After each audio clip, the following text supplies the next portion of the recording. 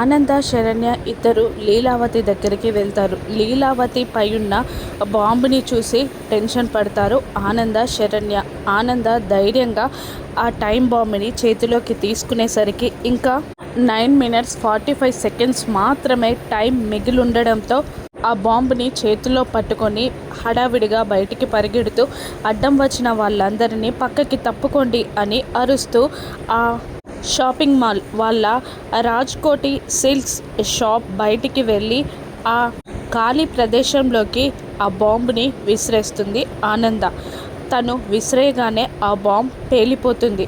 ఇక లీలా శరణ్య అందరూ బయటికి చేరతారు. పేలిన ఆ బాంబుని చూసి అందరూ షాక్ అవుతారు.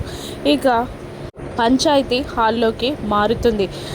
అనన్య ఇలా అనౌన్స్ చేస్తూ ఉంటుంది, మీ యావదాస్తిని ఆనంద భైరవి గారు నా పేరిట రాశారు. ఇప్పుడు మీ ఆస్తులన్నీ నావే. ఈ ఆస్తిపై సర్వాధికారాలు నావే అని అనన్య గర్వంగా చెప్తూ ఉండగా అనన్య మాటలకి రోహిత్, దర్శన్, లీలావతి షాక్ అవుతూ ఉంటారు. అవును, ఆవిడ స్వహస్తాలతో రాసిచ్చారు అని అంటూ ఉంటుంది అనన్య.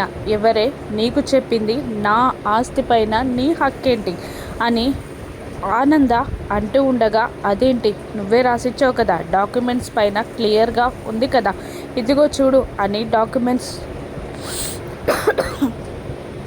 చూపిస్తూ ఉంటుంది అనన్య. ఓ సితిక్కల్దానా, ఒక్కసారి డేట్ చూడు అని అనగానే ఆ డాక్యుమెంట్స్ పైన ఆనంద రాసిన సిగ్నేచర్ పైన డేట్ చూసి షాక్ అవుతుంది అనన్య. డేట్ 2096 అని ఉంటుంది. ఏంటి 2096 అని అనన్య షాక్ అవ్వగా, అవును అన్నట్టు ముసిముసిగా నవ్వుతూ ఉంటుంది ఆనంద.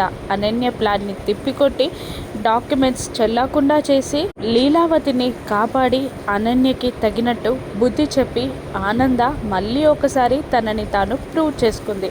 ఇప్పుడు అనన్యకి బుద్ధి వచ్చేలా ఏ గుణపాఠం చెప్తుందో ఆనంద రాను ఎపిసోడ్స్లో చూద్దాం. Thank you for watching.